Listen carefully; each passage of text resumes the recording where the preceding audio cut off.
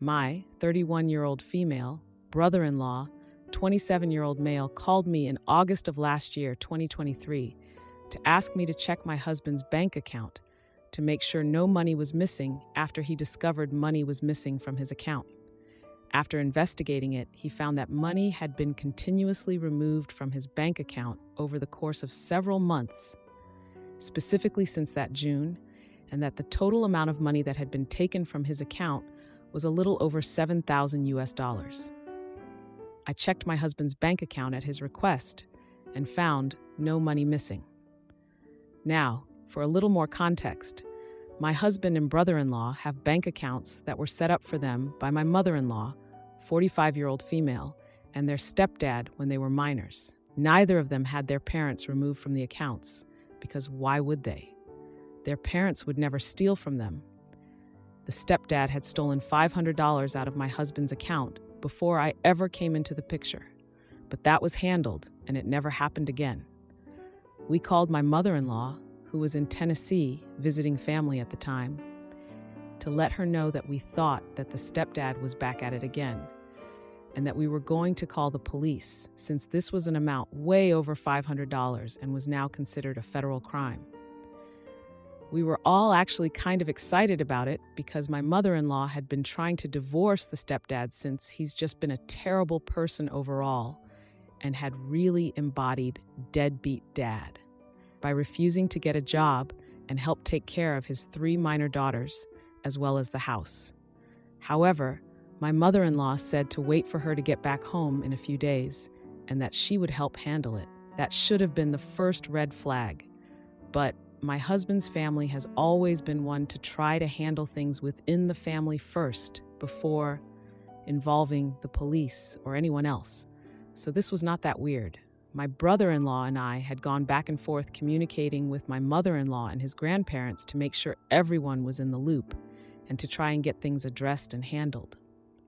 The second red flag was when my mother-in-law initially refused to give screenshots of her bank account after being told that my brother-in-law could see that the money had been transferred into my mother-in-law's account, and then started claiming that she had been in a car wreck while in Tennessee and wasn't able to contact the bank or check her bank app to provide the evidence we would need to in order to lock in the stepdad's guilt. She even claimed this was the reason why she could not hold a conversation when she was out at dinner with friends. When she finally sent over the screenshots of the bank account, they were cropped and showed little to no useful information. My brother-in-law called her after she had gotten back home from Tennessee and called her out for how cagey she's been around all of this. And after lying to all of our faces for almost a week, she finally confessed to stealing the money and that the stepdad had no clue as to what was actually going on. My brother-in-law recorded the call to have it on record in case he needed to take legal action. There was a lot of fake crying, dodging questions, trying to redirect the conversation to her time on her self-care vacation, and a general lack of remorse after she knew she had been caught. Needless to say, we were all heartbroken. We had been defending her to others that had known about the situation and had said that she may be the culprit, only to have to eat each and every word we had ever said in her defense. When questioned, my mother-in-law said she needed the money for bills she was way behind on, thanks to the stepdad's refusal to get a job, and for groceries for her 3 daughters, still at home and in school. From the screenshots of the bank records she sent, we were able to account for all the money that was stolen, except for a little over $2,000. From what we were able to account for, the money was used to pay some bills, but there has still been no actual explanation given for the full amount of money missing. For a little more context, my mother-in-law had been traveling basically all summer seeing family, taking a self-care vacation, and visiting a special friend of hers. We all were wondering how she had been able to afford all of this travel, especially when she had been constantly complaining of being behind on bills and being unable to buy groceries some weeks, to the point where my husband and I had put in grocery orders for her, and my brother-in-law had been covering a bill or two when he could. Since he is dealing with his own financial hardships, He had been unemployed since February of 2023 due to layoffs and was living off his savings while he searched for a new job. We're all convinced the missing money was used for her traveling purposes, since she still refuses, to this day, to give an explanation or to send over unedited screenshots of her bank account/records so we can see exactly where all of the money that was taken went. My mother-in-law has refused to apologize or even acknowledge that what she did was wrong. All she has done so far is run to her parents for help with this situation. And now my brother-in-law's grandparents have been trying to essentially buy his silence with $3,500 and a promise of her paying him back the rest of the money over time. She has never paid any money that she has borrowed from anyone back and still owes my husband about $3,000 for his help with a down payment for her current home. My brother-in-law has refused this since that money was a good chunk of his livelihood, and he does not want to just forgive and forget and let all of this blow away, as this has impacted him in more ways than just financially. When the grandparents reached out to myself and my husband, we made it perfectly clear that we stand with my brother-in-law on this and that the full amount needs to be paid back. The grandparents are more than capable of paying the full amount back on behalf of their daughter, my mother-in-law, and can let her pay them back over time if they have such faith in her ability to pay back the money over time. They have refused that option, citing some BS reasons. Shocker. Since my brother-in-law has refused the hush money, he has since received condescending texts, an insulting letter from his grandfather calling him so many different names, vaguely threatening Christmas cards, and even had his grandfather show up to his house uninvited to try and talk things out. When asked to leave, he did not and stayed on his doorstep, ringing the doorbell and knocking for over 30 minutes before finally leaving. The final straw for all of us was when my mother-in-law texted my husband trying to use his little sisters against him. Don't forget that you have little sisters that love you and want to see you regardless of how you feel about me and my actions. So we set up a visit with his little sisters with the help of the eldest sister, 17-year-old female, and a family friend. My mother-in-law knew about it, went running to her mother about it, and the grandmother proceeded to call the eldest sister, my mother-in-law's daughter, to cuss her out and demanded an explanation for her betrayal. Yeah, you read that right. Betrayal. All because she helped remove a piece of leverage my mother-in-law thought she had over her sons, my brother-in-law, and my husband. My brother-in-law has since cut off all contact with the family since they started attacking his little sisters. The younger sisters have also not escaped this unscathed, sadly, and is working with his wife to put a lien on my mother-in-law's house to get the full amount stolen back when she sells it, since she has finally decided to move forward with divorcing the stepdad. I and my mother, who has nothing at all to do with any of this, have been blocked on social media by the grandmother and my mother-in-law for some reason unknown to me, aside from being vocal about standing with my brother-in-law and wanting to hold my mother-in-law responsible for her actions. So, am I the jerk for taking my brother-in-law's side after my mother-in-law stole $7,000 from him? Now, for a few comments before the update. Comment 1. Bad news for your brother-in-law. Since his mom's name is on the account, no crime was committed. This is why you should only have your spouse on your bank accounts. He might do better to take the $3,500 and cut his losses. Hopefully, your mother-in-law isn't still on your husband's account, not the jerk for siding with your brother-in-law. Comment 2. Not the jerk, but legally she was named on the account, so I don't think you are getting the money back through the legal route. She had full access to the account, therefore she can take out money just like your brother-in-law.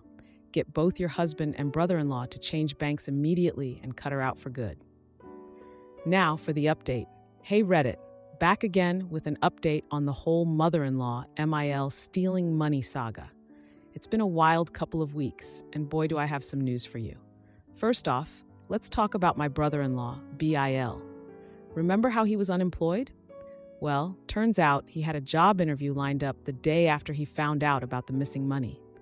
He nailed it and got a job offer with a pretty sweet salary. But here's the kicker. The job is in another state. He's been packing up and getting ready to move, which has been a huge stress relief for him, but it's also meant he's had less time to deal with the mother-in-law drama. Now, on to the juicy stuff. My husband and I decided to do a little digging into the stepdad's past, and we found out that he had a history of gambling. We're talking serious, high-stakes poker games. It made us wonder if maybe he was involved after all, despite mother-in-law's confession. So we confronted him about it. He got super defensive and stormed out, but not before letting slip that he knew about the money mother-in-law took. Plot twist. He was in on it the whole time. Turns out, mother-in-law and stepdad had been planning to use the money to pay off his gambling debts. They were in deep, and the people he owed money to weren't the kind you want to mess with. But here's where it gets even more twisted. Mother-in-law had been seeing someone else on the side, that special friend from her travels. She was planning to leave stepdad once the debts were paid off. Now remember those missing $2,000? We finally figured out where it went. Mother-in-law had been buying gifts for her new man, expensive ones. Jewelry, designer clothes, you name it.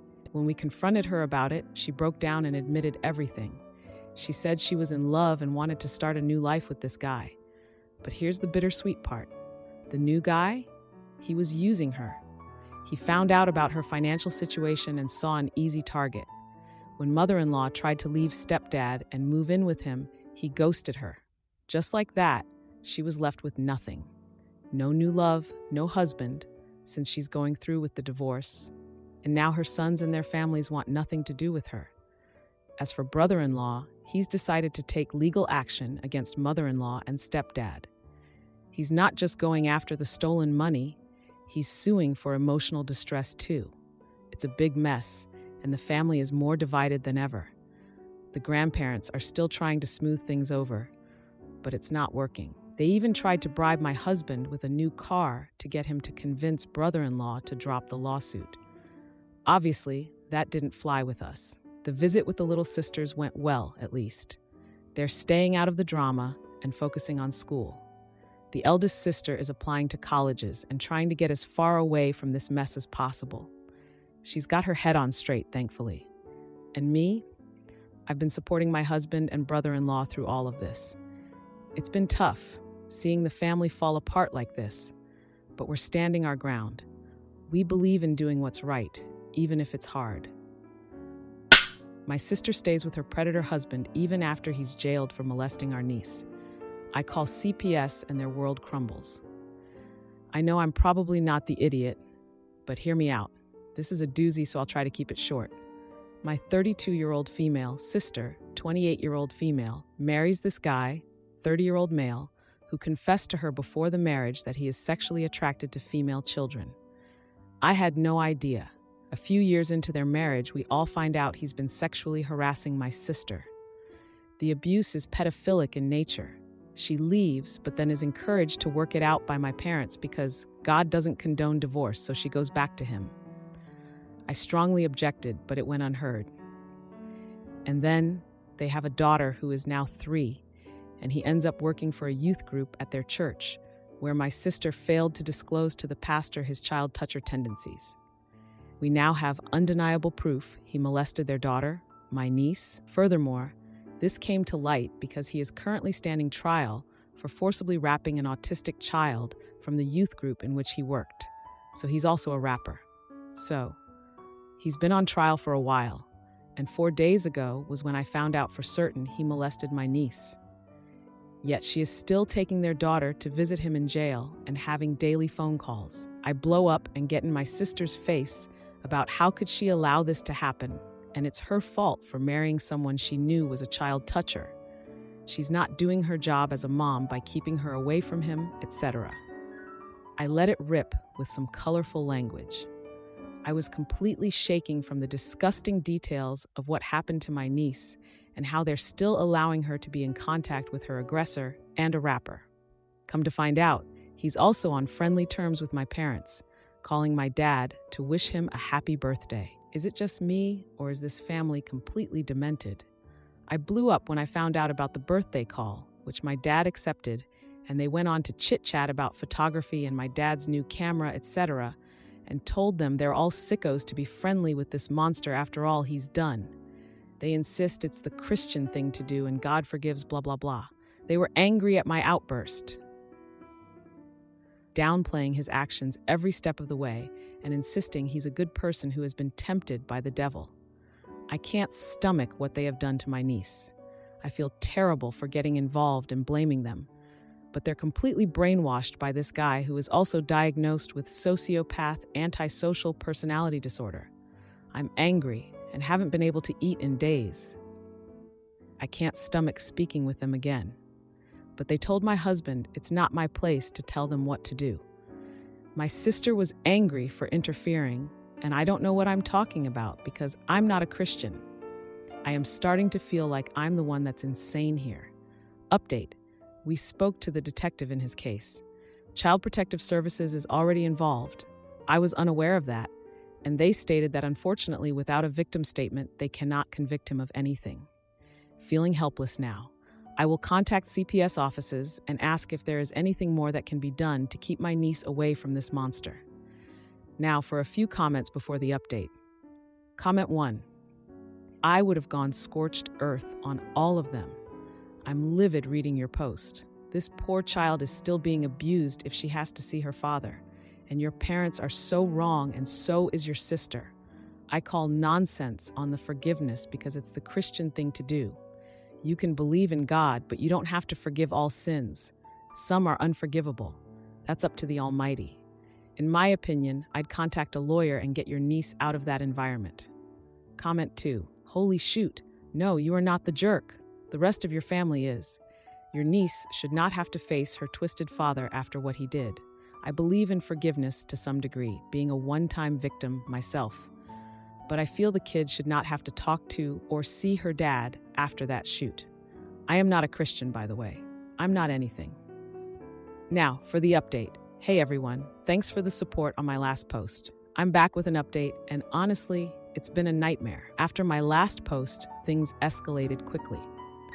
My sister, who had always been the peacemaker in our family, became increasingly defensive about her husband.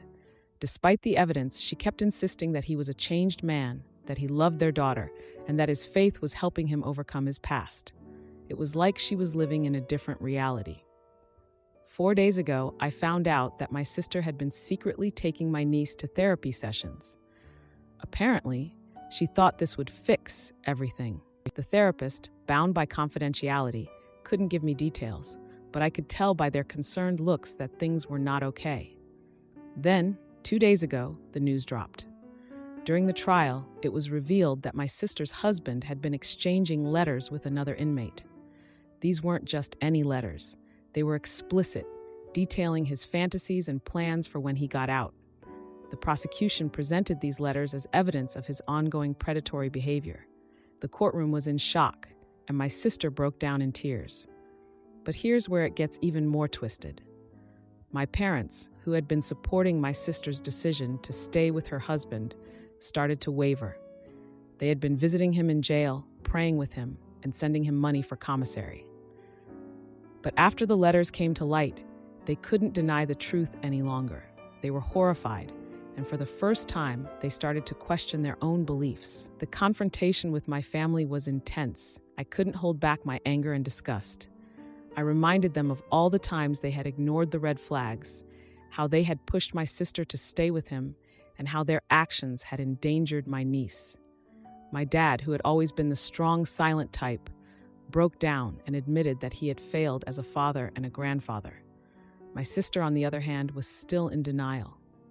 She accused me of trying to tear the family apart and said that I was the one who was sick for not forgiving her husband. She even went as far as to say that I was possessed by a demon for not showing compassion. It was like she was completely under his spell. I was at my wit's end. I contacted CPS again, desperate for any way to protect my niece. They told me they were doing everything they could, but without a statement from the victim, their hands were tied. It was infuriating and heartbreaking.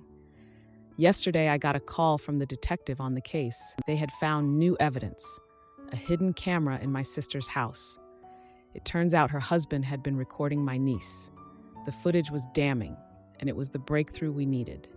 CPS immediately took action, and my niece was placed in a safe home, away from her mother and the man who had hurt her. As for my sister's husband, the new evidence was the final nail in his coffin. The jury didn't take long to come back with a guilty verdict on all counts. He was sentenced to life in prison without the possibility of parole. And then, in a strange twist of fate, as he was being led away in handcuffs, he tripped and fell, hitting his head hard on the courtroom floor. He was rushed to the hospital, but the damage was severe. He's now in a coma, and the doctors aren't sure if he'll ever wake up. My sister is a mess. She's lost her husband, her daughter, and the support of our parents. She's been attending therapy sessions herself, trying to come to terms with everything that's happened. It's going to be a long road for her, but I hope she can find some peace and start to heal. As for my parents, they're devastated. They've been questioning their faith, their choices, and how they could have been so blind. They've apologized to me, to my niece, and they're trying to make amends. It's not going to be easy, but at least they're finally seeing things clearly. My girlfriend cheats with a coworker, so I take a break. But when she begs for forgiveness, I realize I'm over her and plan the final talk. 31, male. I have been in a relationship with my girlfriend, Mia, 29, female, for a bit more than 2 years. Overall, life has been good for us, and our relationship has always felt very strong. For most of our time together, I imagined that we'd eventually get married, have kids, and grow old together. Mia has said that is what she wanted several times herself. Starting around June of this year, Mia started acting strangely. She became stressed out with her work and became very snappy towards me. I tried my best to be supportive during this time, given that she had just started a new job, but she would constantly be pushing me away. I got suspicious when I started noticing how protective she was of her work phone around me. She'd be reading stuff on it all the time and always looked so happy while doing so. Whenever I would come by, she would quickly lock the screen. This continued for a few weeks, and I'm not proud to admit, but I started shoulder surfing Mia whenever she'd bring out her work phone, and after about a week of this, I learned the password. What's ironic is around this time, I was also ring shopping, as I planned on proposing some point in the fall, but that never panned out.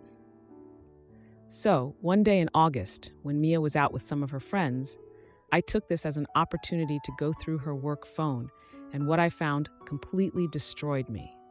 I really don't want to get into the details, but in summary, Mia started a relationship with one of her coworkers, Paul. From what I could tell, it went on for about 2 months.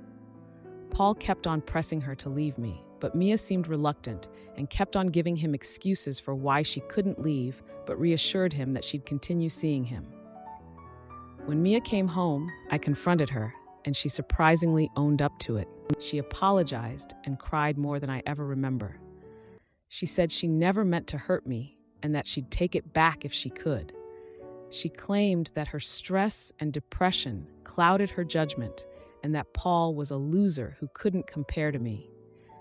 I don't remember much of the conversation, but do remember it ending with us agreeing to take a break from each other for a few weeks so that I could gather my thoughts. She moved in with one of her friends that night. The pain and disappointment I felt over the next few weeks were crippling. Over time, I feel like I completely morphed into an angry and bitter person. I honestly don't even recognize myself sometimes.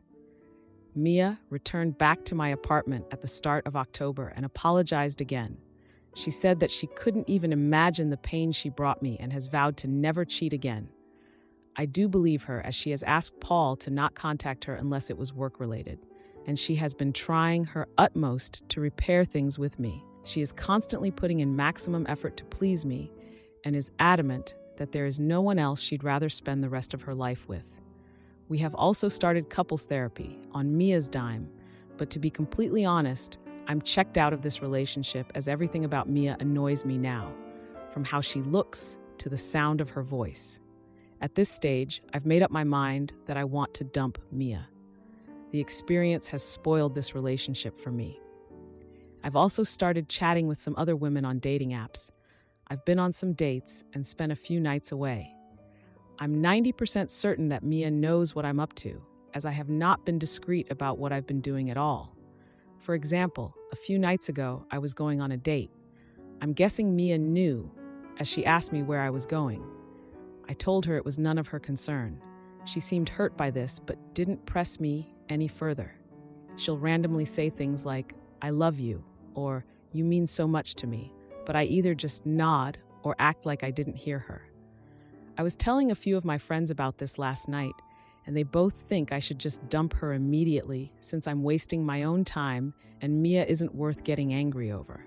One of them suggested that I post here to gain some insights from a wider audience, since he thinks I'm being a bit of a jerk for dragging this out. So here I am. For those wondering, I'll probably be dumping her and kicking her out of my apartment at some point in January. Now, for a few comments before the update. Comment 1. She is the jerk for cheating. You're the jerk for stringing this whole thing out and now basically cheating on her? 2 wrongs don't make a right. End it now and be done with it. Comment 2. Everyone sucks here as you're now cheating too. What the feck, dude? Just end things and try to salvage a little integrity. Now for the update.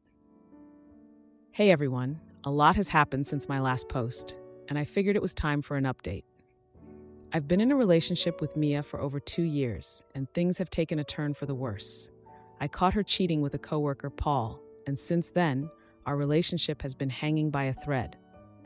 After Mia moved back in, she's been trying to make amends, but I'm just not feeling it anymore.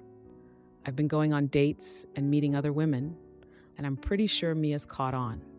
She's been trying to reconnect, dropping "I love yous" and making grand gestures, but I'm just numb to it all. Now, let's get into the juicy stuff. Mia's been going above and beyond to win me back. She's been cooking my favorite meals, planning surprise date nights, and even talking about future plans like nothing happened. But it all feels so fake to me now. I can't shake off the image of her with Paul, and it's like a dark cloud over everything she does. The other night, she planned this elaborate dinner at home, candles and all, trying to set a romantic mood. But when she reached across the table to hold my hand, I just pulled away. I could see the hurt in her eyes, but I couldn't bring myself to comfort her. It's like I've built this wall around my heart, and nothing she does can break it down. On the flip side, I've been seeing this woman, let's call her Sarah, from one of the dating apps. We've been hitting it off, and things got pretty steamy pretty fast.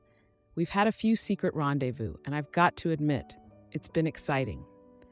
But the other night, as I was leaving to meet Sarah, Mia stopped me at the door. She looked me straight in the eyes and asked, "Are we done?" I could see the desperation in her gaze, searching for any sign of the love we once shared. I didn't have the heart to tell her about Sarah, so I just mumbled something about needing space and left. But as I closed the door behind me, I heard her sobbing, and it hit me harder than I expected. The confrontation with Mia was a wake-up call. I realized that dragging this out was hurting both of us more than I thought.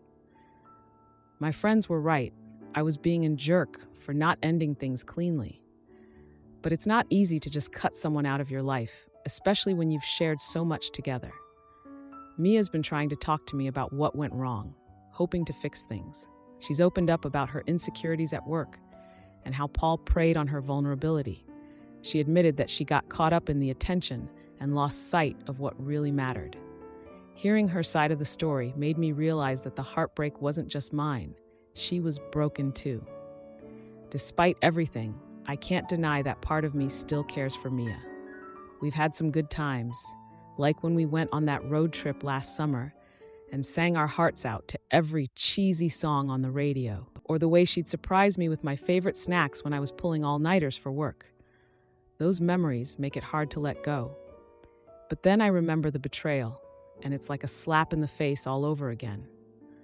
I think about the night she came home late, claiming she was swamped with work when she was really with Paul. It's a constant battle between the past and the present, and I'm stuck in the middle. I've been talking to my therapist about all of this, and she's been helping me sort through my feelings. She pointed out that I've been avoiding dealing with the pain by jumping into new relationships. It's like I'm trying to fill the void Mia left with these fleeting connections. And then there's the issue of our apartment. Mia's been living with me since she moved back in, and the thought of kicking her out feels like I'm the villain in this story. But I know I can't keep living with someone I don't trust. It's not fair to either of us. So I've made a decision. I'm going to sit down with Mia and have an honest conversation about where we stand. It's going to be tough, and I'm dreading the look on her face when I tell her it's over for good, but it's time to rip off the Band-Aid and start healing. I haven't told Mia about Sarah, and I don't plan to. It's not about her, it's about me needing to move on. I just hope Mia can find it in her heart to forgive me for not being the man she thought I was. If you liked this video, you'll probably like these too. Also, while you're here, please consider subscribing. It's your support that keeps this channel alive and allows me to make better and longer videos. Have a great day.